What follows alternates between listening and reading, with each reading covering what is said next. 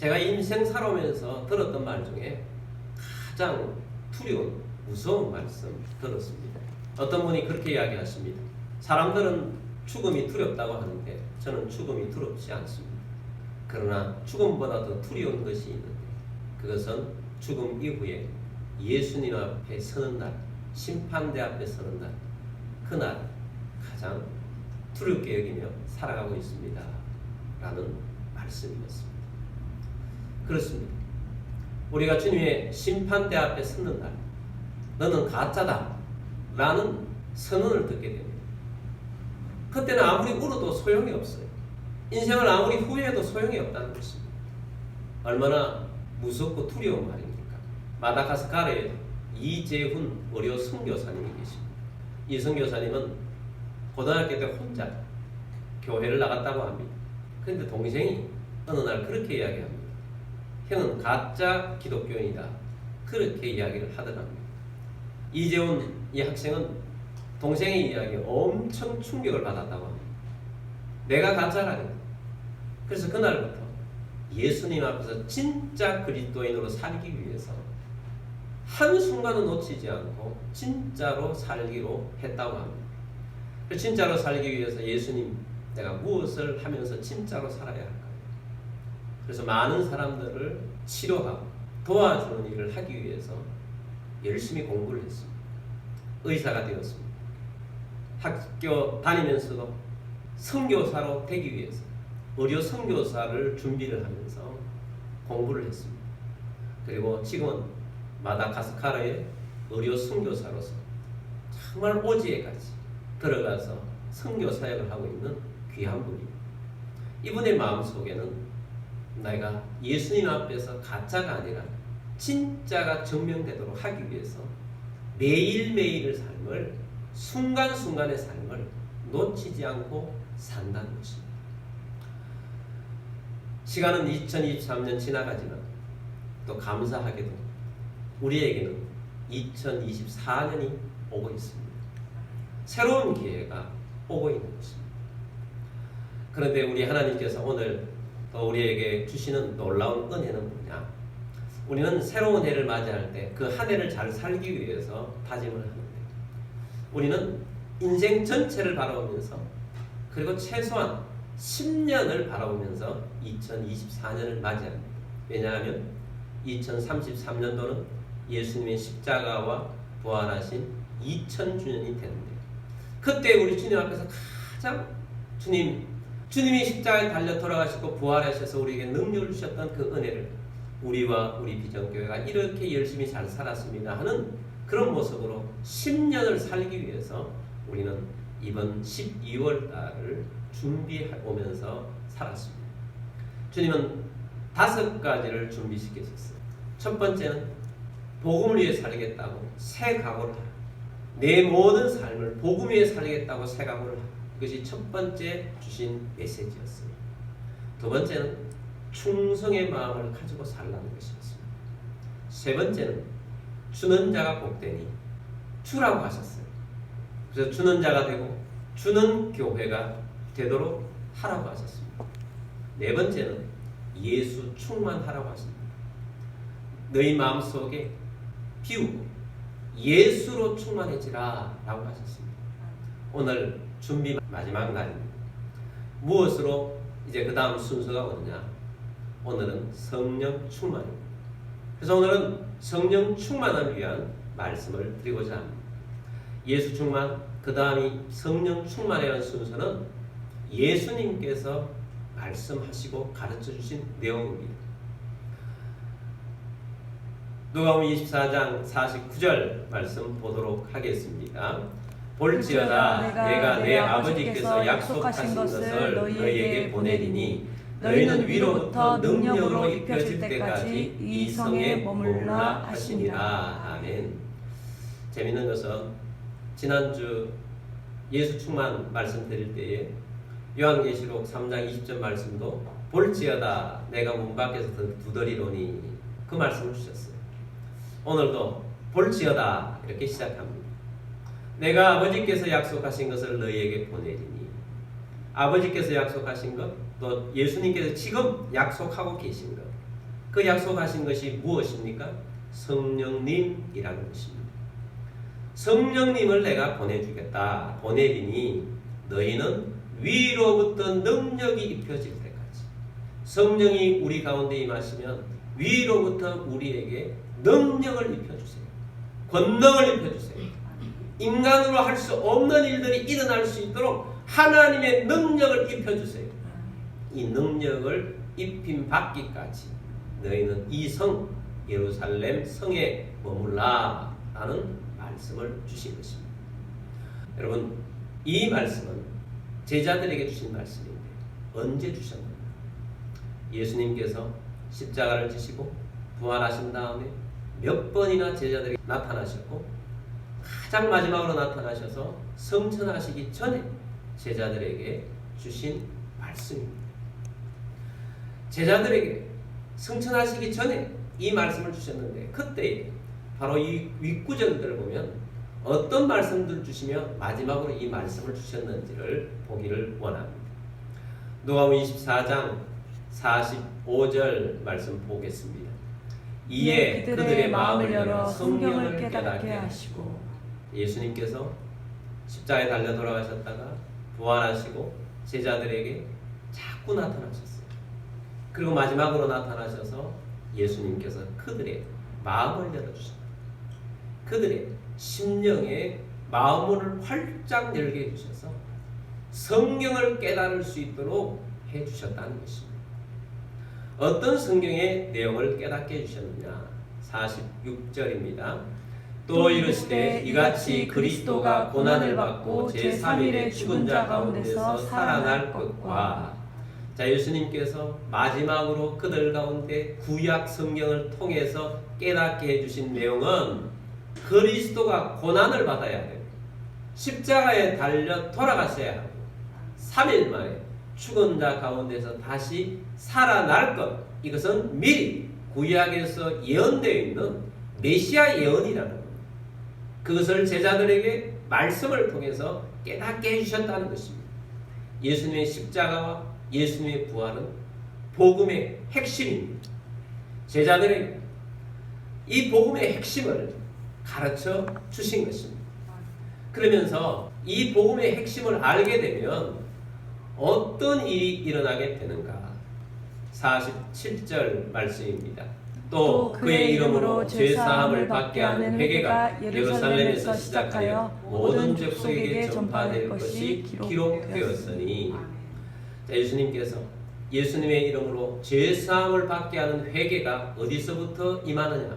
예루살렘에서부터 이르면서 모든 족속 땅 끝까지 이르러 이 복음이 전파되게 될 것이다 라는 예언을 해주신 거예요. 선포를 해주신 것입니다.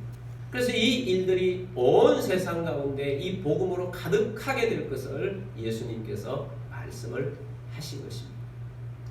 그러면서 이 복음을 위해서 너희는 어떤 사람인가? 48절 말씀입니다. 너희는 이 모든 일의 증인이다. 너희는 예수 그리스도의 복음의 증인이다 라는 것입니다. 증인. 증인은 법적 용어죠. 증인은 뭐하는 사람입니까? 재판장에 나가서 내가 보고 들은 것을 그대로 가감없이 이야기하는 사람이 증인이라는 것입니다. 그래서 우리 예수 믿는 사람들에게 주님께서는 증인이라고 말하는데 무슨 증인이냐? 내가 만난 예수, 내가 체험한 예수, 나와 함께 하시는 예수, 성경을 통해서 내게 믿음을 심게 해주셔서 예수님의 십자가와 부활을 내게 알려주셔서 구원받게 해주신 이 예수의 증인의 삶을 살라는 것입니다. 법정에서 증인이 된다는 것은 쉬운 일이 아닙니다. 어떤 경우에는 엄청난 권력자의 비리를 밝히는 증인이 된다고 하면 목숨을 내놓아야 하는 것입니다. 그래서 이 헬라어의 이 증인이라는 단어는 순교자라는 뜻까지도 함께 있는 것입니다. 증거하고 증인으로서 이야기를 하고 법정에서 나오다가 칼 맞아 죽을 수도 있는 것입니다. 그것이 증인의 일이에요. 그래서 주님께서 땅 끝까지 복음이 전파되는데 이 역할을 할 사람들이 누구냐? 바로 너희가 나의 증인이다 라는 것입니다. 그럼 제자들은 어떤 사람들입니까? 제자들은 예수님이 등장하는 순간 예수님의 소식을 듣고 너무 놀랐습니다. 기다리던 메시아가 오셨다는 소식을 듣고 소문을 들었어요. 그런데 어떤 사람들에게는 예수님이 직접 찾아가셔서 너는 나를 따르라 하는 제자도 있고, 어떤 사람들은 예수님을 찾으러 갔다가 예수님께서 너는 내 제자가 되라, 나를 따르라. 그래서 감사한 마음으로 예수님을 따르기 시작했던 것입니다. 그들이 예수님을 따르기 시작했을 때는 예수님으로 마음속에 전부로 채워져요. 다른 것들은 다 포기하고 예수님을 따라다닌 것입니다. 3년 동안 따라다녔어요. 오로지 예수만 보였어요. 아침에 눈을 뜨면 예수님과 함께 눈을 떴고, 밥을 먹으면 예수님과 함께 밥을 먹고, 예수님이 가자 하시면 함께 가고, 예수님께서 설교 말씀하시면 그 안에서 듣고, 예수님 말씀하시는 것 중에 이해가 되지 않으면 예수님 앞에 묻고, 다시 답을 듣고, 또 예수님께서 이렇게 사역하라고 하시면 그 말씀대로 순종하면서 사역을 했고, 또 예수님과 함께 잠을 드는 삶을 3년 동안 했던 사람들이 제자들입니다. 자, 예수님과 함께 따라다닌 3년 동안 예수님과 동행을 한 것인데, 그들이 처음 만났을 때 감격적인 예수님 너무 감사합니다, 나를 제자로 뽑아주시다니, 그래서 따라다닌 거 아닙니까? 그러면서 매일매일의 삶이 예수님을 경험하며 사는 삶인데, 경험하는 모든 삶이 예수로 채워지는 삶 아니겠어요? 아, 예수님은 이런 면도 있으시고, 예수님의 말씀이 이렇게 마음밭에 새겨지게 하시고, 예수님은 이런 분이시고, 아, 예수님은 바람도 잔잔하게 하시고, 물결도 잔잔하게 하시고, 물이라도 걸어오게 하시고, 아, 예수님은 정말 놀라우신 분이에요. 예수님은 죽은 나사로도 살리시는 분이에요. 아, 내가 따라다니는 이 예수님은 정말 놀라운 분이야. 예수로 계속 채워져요. 예수로 충만해지는 거죠. 예수로 제자들만 충만해지고 있어요. 그러다가 어느 날 예수님이 말씀하세요. 내가 앞으로 십자가를 지게 될 것이다. 죽을 것이다. 베드로가 놀라면서 주님, 그건 안 됩니다. 우리가 절대로 예수님 십자가 달리는 데까지 못 가게 할 것입니다. 예수님께서 말씀하세요. 나는 십자가의 길을 걸을 것이다. 그래서 제자들은 예수님이 그 말씀을 믿기지가 않는 것입니다. 이렇게 잘 나가고 있는데, 이렇게 수많은 사람들이 따라다니고 있는데 예수님 십자가 그건 아닐 거야. 애써 외면을. 근데 어느 순간 갑자기 예수님이 기도하러 가시자 하고 밤새도록 기도하시더니 로마 군병에서 잡아가셨고, 그날 갑자기 재판을 하고, 그날 바로 십자가를 매게 해서 골고다 언덕에 가서 예수님이 십자가에 달려 돌아갔어요. 그 다음에 곧바로 무덤 속에 장사되고 말한 것입니다. 하루아침에 일어난 일이에요. 제자들은 숨었습니다. 무서워도 숨었지만 이게 무슨 일인가? 너무 당황이 되고 힘들었어요. 이제 완전히 끝났구나. 이제 완전히 끝났구나. 그러면서 3일 동안 숨어 있었어요. 근데 예수님께서 부활하셔서 제자들에게 나타나신 거예요. 예수님 부활하셔서 제자들에게 나타나셨어요. 그리고 예수님께서 내가 살았다. 나는 부활했다. 나는 죽었다가 다시 살아나는 부활의 주이다. 라고 예수님이 그들 가운데 나타나셔서 말씀하신 거죠. 그러면 주님께서 성경을 통해서 그들에게 증명해 주신 거예요. 내가 죽었다. 다시 살아나야 할 이유는 예언된 대로, 십자가에 달려 죽는 것이 예언되어 있고 부활할 것이 예언되어 있었다. 그리고 이렇게 되어진 것은 바로 이 세상의 나라는 내가 인간의 나라를 세우는 것이 아니라 하나님의 나라, 예수님의 나라를 세우기 위해서 이 세상에 내가 왔다는 것이다. 내가 십자가의 죽음으로 말미암아 나를 믿는 자는 죽어도 살겠고 죄사함을 얻을 것이고 저주가 물러갈 것이고 영원히 살게 되는 천국 백성이 되어지게 될 것이다. 예수님께서 그것을 마지막으로 복음을 그들의 실제로 체험 가운데 있었던 것을 말씀으로 증명하며 그들에게 말씀해 주셨던 거예요. 여러분, 이 복음을 오늘날도 우리는 예수님의 말씀을 통해 접했습니다. 그래서 우리는 믿음으로 예수님을 영접하고 구원받은 주의 백성이 된 것입니다. 복음의 사람이 된 것입니다. 제자들은 예수로, 인간 예수로 자꾸 충만해지다가 부활하신 다음에는 예수님이 진짜로 나의 구세주로 예수로 충만해지게 된 것입니다. 근데 예수로 충만해진 사람은요, 이 놀라운 이 복음 때문에 그냥 있을 수가 없어요. 진짜 그리스도인은 그냥 있을 수가 없어서 이 복음을 증거하게 된다는 거예요. 증인으로 살게 된다는 것입니다. 예수님이 나의 구세주가 되어주셨어요. 나의 인생은 이제 예수님께 달려있어요. 나는 내 인생을 예수님께 헌신했어요. 그리고 예수님이 우리를 구원해 주셨어요. 영원한 생명을 주셨어요. 그리고 예수님을 따라 살아보니까 예수님께 내 삶 가운데 이런 은혜를 주셨어요. 지난번에 이런 어려움이 있었는데 내가 예수님 기도했더니 이런 일이 있었어요. 돌파해 주셨어요. 살아계신 예수님, 우리 하나님께서 나를 밀어주고 계세요. 이 말을 그냥 내 마음에 담아주고 살 수가 없다는 거예요. 진짜라면 증인이 된다는 거예요. 예수님 말씀이 그거거든요. 너희가 이 일의 증인이다. 근데 잠깐 스톱. 증인이 되어지기 전에 꼭 필요한 과정이 있다. 그것이 뭐냐?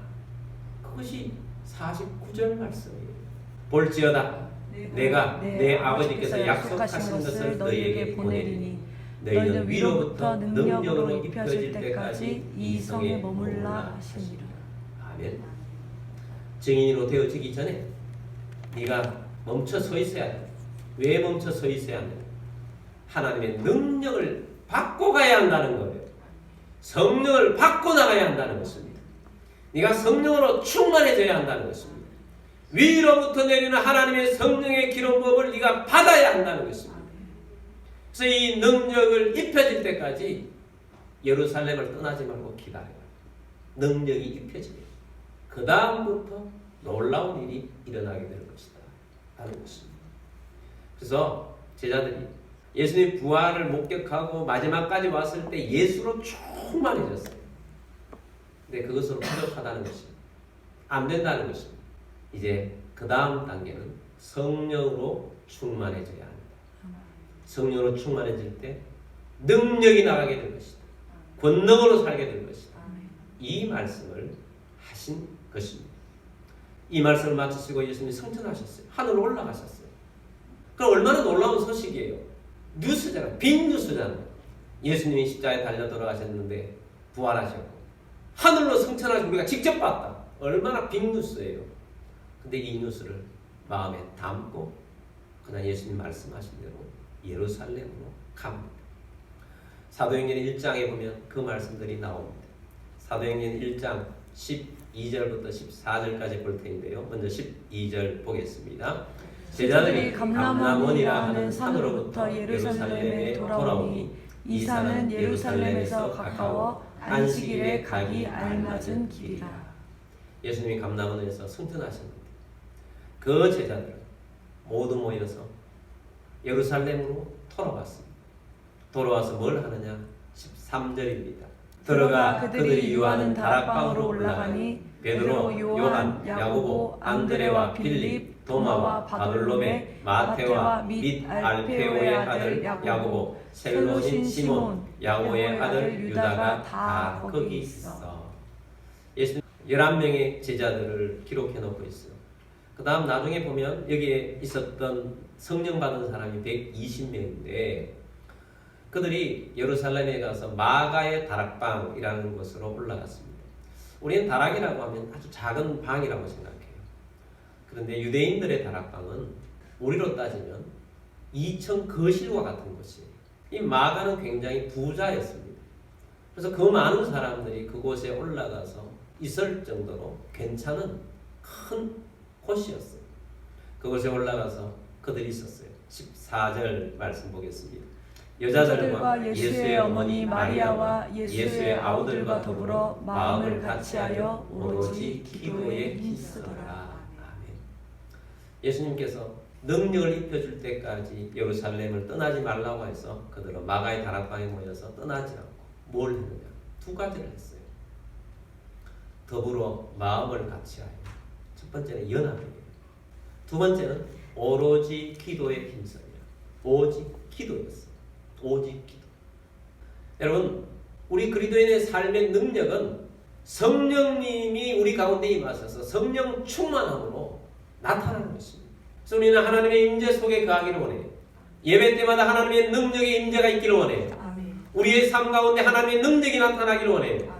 내 삶 가운데 막혀있는 삶에 하나님의 능력이 나타나면 막힌 것들이 열려지게 될 것이고, 건강을 잃은 자들이 건강을 되찾게 될 것이고, 또 우리 삶에 묶여있는 것들이 풀어지게 될 것입니다.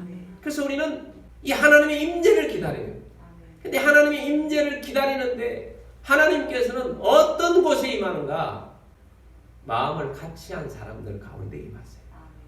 연합한 사람들 가운데 임하세요. 여러분, 우리의 예배 모일 때마다 하나님의 임재의 공기가 가득하게 되기를 원치 않습니까? 연합해야 돼요. 마음이 하나 되어야 돼요.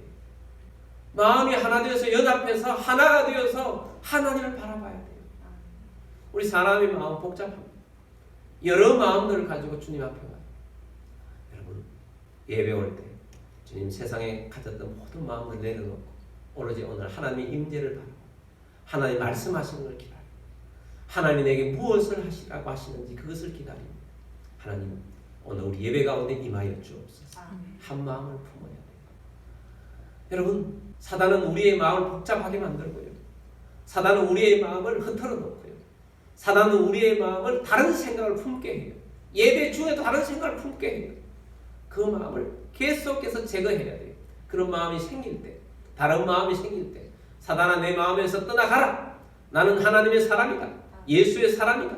나는 하나님 앞에서 오늘 하나님을 만나고 예배하며 하나님이 기뻐하시는 성도가 될 것이다. 하나님이 사랑하는 자녀가 될 것이다. 이 마음을 품고 예배하게 되기를 원합니다. 연합해야 돼요. 하나가 돼요. 그러면서 그들이 모여서 한 것은 오직 기도였습니다. 오로지 기도였습니다. 약속하신 성령님 우리에게 부어 주옵소서. 약속하신 성령님 우리에게 부어 주옵소서. 부어 주옵소서. 그 기도만 드린 거예요. 오직 기도, 오직 기도. 여러분, 제자들이 예수로 충만해져 있는 상태였습니다. 근데 멈춰야 될 이유가 뭐냐?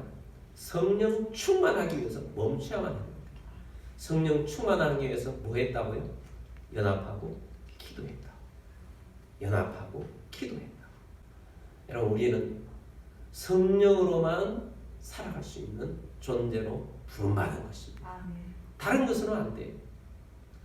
스가랴서 4장 6절 말씀 보겠습니다. 그가 내게 대답하여 이르되 여호와께서 스룹바벨에게 하신 말씀이 이러하니라. 만군의 여호와께서 말씀하시되 이는 힘으로 되지 아니하며 능력으로 되지 아니하고 오직 나의 영으로 되느니라. 아멘. 뭐로 안 된다고요? 힘으로 안 돼. 또 무엇으로 되지 아니해요? 능력으로도 안 돼. 내 능력, 내 힘, 내 노력 많은 것으로 안 되는데 오직 무엇으로만 된다고요? 나의 영, 성령으로, 성령의 능력으로만 되는 것입니다. 여러분, 주님 안에서 멋지게 능력 가운데 살고 싶지 않습니까? 주님의 복음을 위해 살고 싶지 않습니까? 저희가 60일 동안 다니엘 기도를 하면서 한 50명 이상의 간증을 매일 들었어요. 정말 놀라운 분들의 하나님의 능력이 나타나는 간증들이었어요. 그 중에 이은상 선교사님이라는 여성분인데, 이분은 미국에 유학했을 때도 예수님을 몰랐어요. 근데 어느 날부터 시름시름 아픈데 이름 모를 병에 시달리는 것입니다. 그래서 내가 이렇게 아픈데 이 세상 살기 싫다. 이래서 수면제를 모아서 스스로 목숨을 끊으려고 털어넣기 전인데 엄마의 얼굴이 떠오르는 거예요. 그래서 엄마 때문에 죽지 못하고 내려놓았어요. 그런데 하나님께서 그를 불쌍히 여기셨어요. 그 옆에 집사님 부부가 이 이은상이라는 학생을 잘해주기 시작합니다. 음식도 주고 그러는데 이 아이가 아프다는 사실을 알았어요. 그래서 이렇게 이야기합니다. 우리 하나님 앞에 가서 기도하면 낫는데 기도받으러 가자. 그래서 죽는 것보다 기도받으러 간다는 거예요. 그래서 기도받으러 따라갔는데 기도받고 나아버린 거예요. 할렐루야. 얼마나 놀라운가. 아, 여기에 정말 참 하나님이 계시고. 그래서 그때부터 온전히 예배하고 성경 공부 열심히 하고 기도 열심히 했어요. 근데 주님께서 너는 나의 종이다, 나를 따르라, 이런 음성들을 주는 겁니다. 뜨거워졌어요. 굉장히 뜨거워졌어요. 그런데 자기는 모태신앙이 아니어서 모태신앙이 그렇게 부러울 수가 없다는 거예요. 이전까지 어릴 때부터 하나님의 사람으로 살았던 것이 얼마나 좋은데, 그래서 모태신앙인을 찾아서 결혼을 했습니다. 4대째 목사 가정에 목사님과 결혼을 한 거예요. 근데 이 목사님 자기처럼 뜨거운 것이 아니라 냉철한 거예요. 교수님이에요. 그래서 신앙의 주파수가 안 맞아가지고 굉장히 갈등을 많이 했다고 합니다. 근데 그 남편 교수님 목사님은 미국에서 신학교 교수님을 하다가 이제 총장 되기 직전까지 된 거예요. 근데 하나님께서 말씀하시는 거예요. 너는 복음을 위해서 내가 불렀으니 내가 지시하는 곳으로 가라 라고 하는데, 마침 그때 우리 한국에 교수 자리가 생겨서 총장 자리를 내려놓고 한국으로 온 것입니다. 한국으로 와서부터는 복음을 전파하기 시작합니다. 다니기 시작합니다. 선교지 오지에 다니기 시작합니다.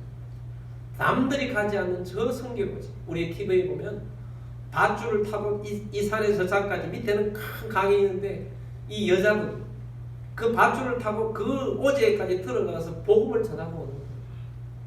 근데 이분이 간증을 하는데, 와, 여자 바울이에요. 여자 바울.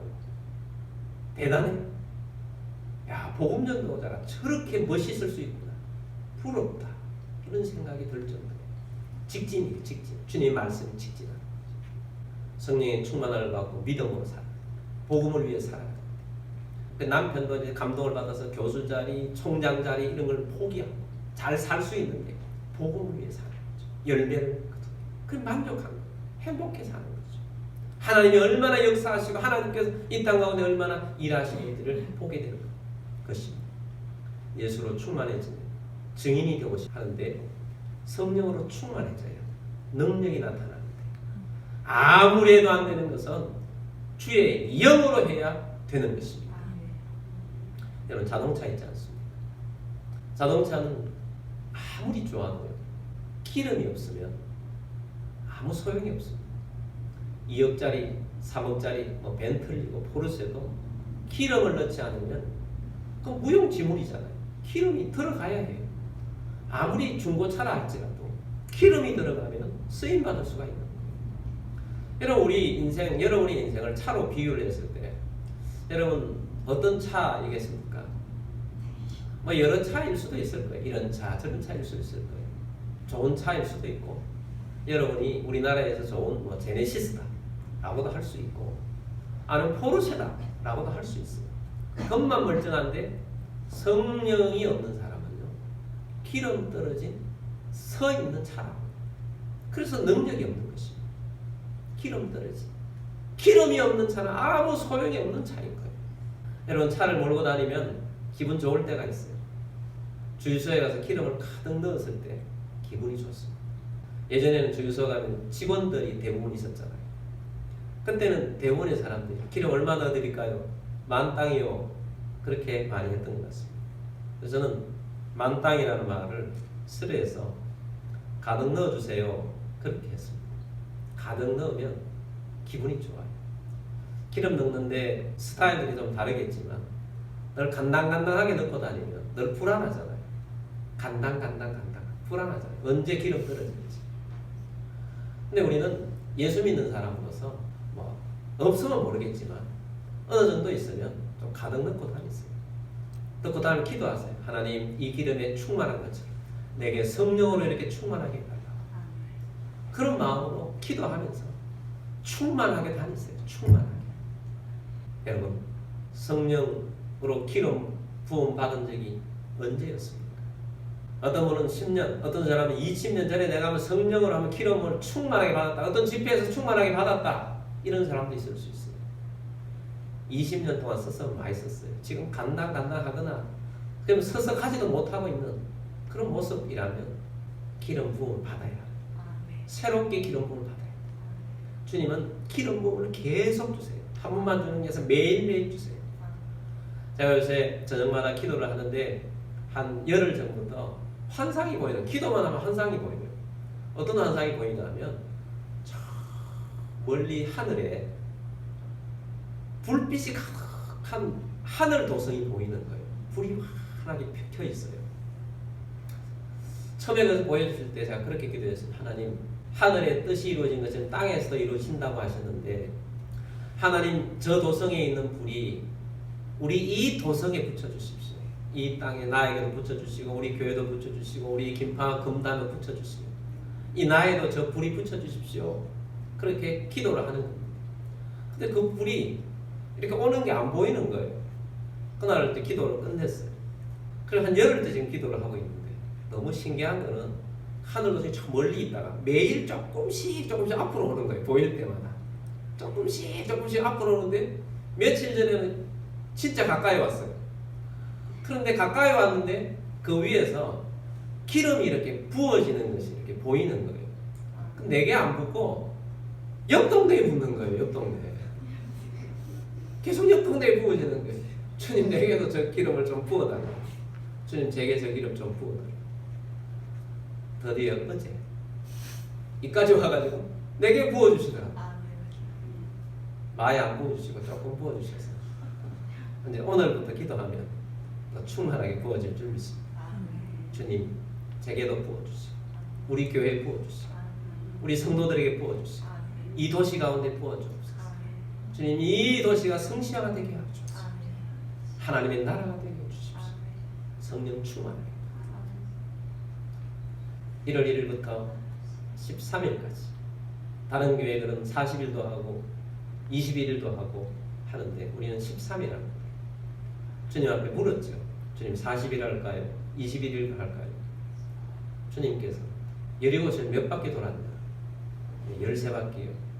13일 해라 하는 거예요. 13일. 많이 하라 그래도 해야 하는데 적게 하라는 거지. 13일. 아, 그럼 13일 동안 여리고가 무너지겠구나. 여리고가 무너지겠구나.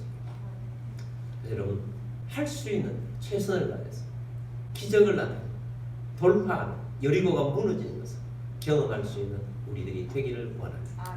그래서 우리 하나님께서 일하시는 것을 보는 주의 백성들이 다 되기를 주의 이름으로 축복합니다.